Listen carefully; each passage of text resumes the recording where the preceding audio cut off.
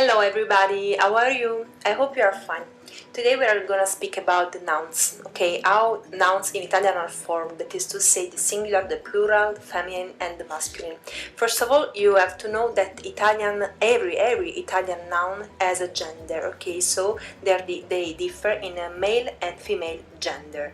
Okay, let's start with a little exercise. You should recognize every picture in this image. Okay, we have some vegetables, we got some fish, some animal, okay, and then there is a little table. Try to look at the picture here and put and inserting every plural or singular name in the chart, okay. I'm gonna complete part of this exercise now, but if you want to give it a try by yourself, just put the video in stop, okay. Now I'm gonna do the exercise. So feminine and singular, feminine and plural, masculine and singular, masculine and plural. Same with the feminine, plural. What happens here? Limone, limoni, the lemon, okay? The same thing happens with the melone, that is the melon, okay? Meloni. How many types can you recognize about the names? Can you identify the rule? Try to think about it, and then we will discuss it here. As you can see, in Italian we can differ in three main groups. Male groups and male names and nouns ending in O, which have the I, in Italiano I, a desinence for the plural. Same thing for the feminine, but the desinences change. We have A and E, and E in English, okay? Then there is a third group of nouns that can be both feminine or masculine, ending in E, whose plural is in I, okay? E and I. You cannot tell which gender is that unless you look it up in the dictionary, okay? Let's look at some examples. Cocomero, cocomeri, biscotto, biscotti, mela, mele, pera, pere, salame, salami, noce, noci. Practically you don't know again which is the gender, what is the gender of this word salame, for example, and look at the pronunciation here. But if you look it up in the dictionary, you will know. And so the good thing about this third group, let's call it third group, is that the plural is always in I. So practically, even if it's a feminine noun, okay? Here you can find some tips to recognize generally the masculine names or feminine names. And sorry, by the way, sorry for all my mistakes while I speak English. For example, you can recognize as a masculine almost every noun ending in ore, ale or ile. For example, il fiore, il colore. Same thing for the feminine names, those that end in gione, sione, zione. For example, la ragione, la stagione or la stazione, much more common. Here a little chart to summarize, and here there is a little exercise you can do with some words listed so that you can put inside the boxes, okay? Masculine and feminine, again singular and plural, okay? Here we have the list of the names, sorry. Now we are gonna go to another subject, very interesting subject. Okay, first of all, here there is a little exercise of repetition, okay? What is the answer to come ti chiami? Mi chiamo Abdi. Da dove vieni? Vengo dalla Somalia. Quanti anni hai? Ho 23 anni. Okay, so what's your name? Where are you from? What's your age? Okay, you can try and answer to these questions too. Di dove sei? Che fai nella vita? Quanti anni hai? Come va?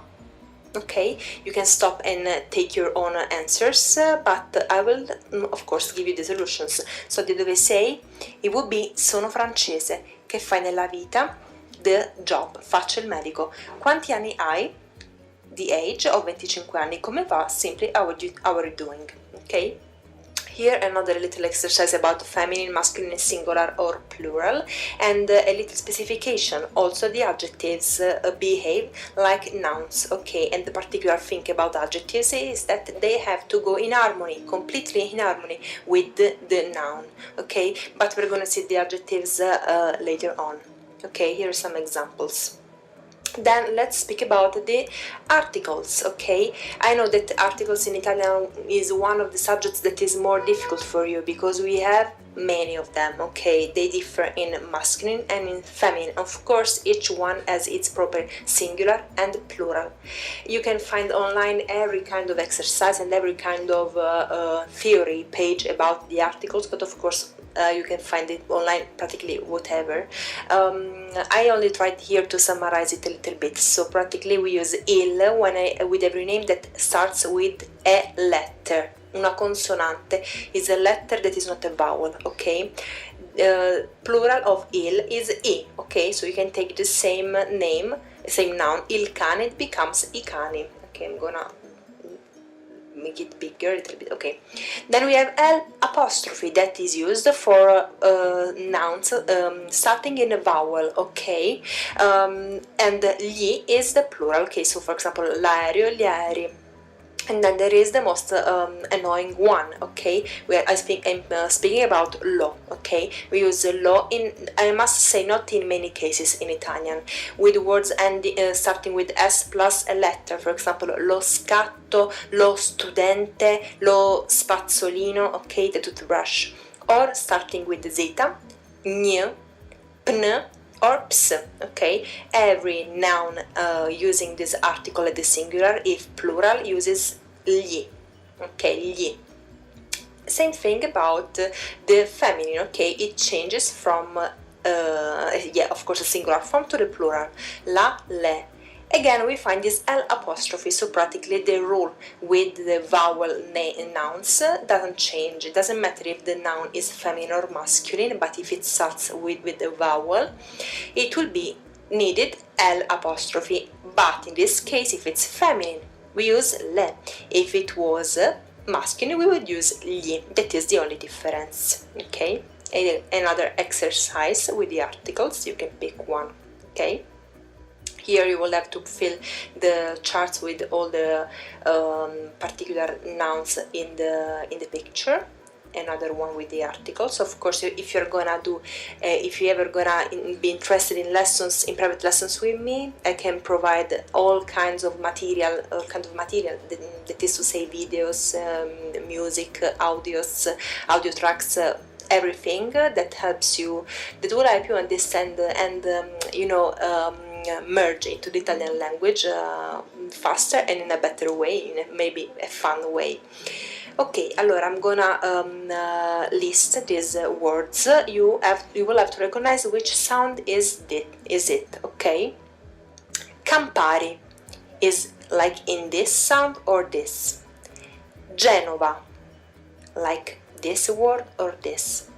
Cinzano, this or this. Chianti, this or this. Perugia, this or this. Of course, I'm sure that you already had the chance to listen to some Italian music or watch to some Italian show, for example. So some words are already familiar to you. For example, these cafes. Of course, who doesn't know caffè? Gatto is a cat. Okay, ciao, ciao, the most common word in Italian. It is the practical hello. Okay, so it cannot be much difficult for you to recognize the sound, but I must say that C and G, okay, in Italiano, C and G, are the most tricky letters because they can have two sounds, okay? You have to remember something, the H in Italian only occurs before E and I, okay? E and I, sorry, in Italian E and I, these are the sounds for these vowels. There will not be any word in Italian with the H, never, unless it is in the verb avere, for example, io ho, to possess, okay? Or hotel, words such as hotel, but in the middle of the word there is no way you can find the H unless it's in one of these cases, okay? That is to say, before E and I, and that happens to give to these two letters the hard sound, okay? We're going to divide into hard sound and soft sound, okay? For example, I will read this for you to make it better. Ca, co, cu, ga, go, gu. This is the hard sound, okay? If we add the I, for example, it becomes sweet. Cha, cho, chu. Ja, jo, ju.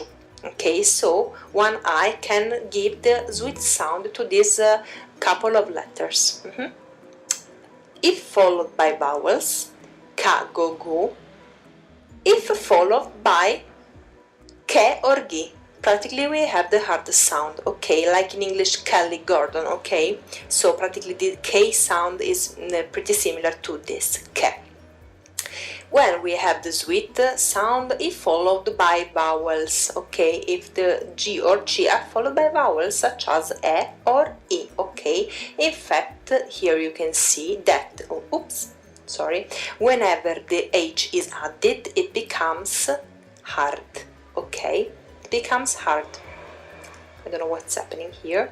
Yeah, so we have Geggi, Ge, Gi, Ke, Gi, okay, these are hard with the H, okay.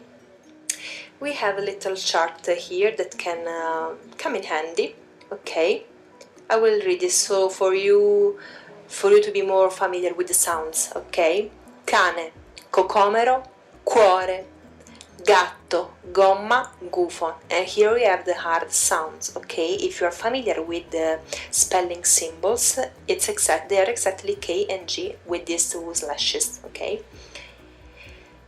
If they are followed by E or I in Italiano, okay, I or I in English, then the sounds changes. Cellulare, circo, gelato, giraffa.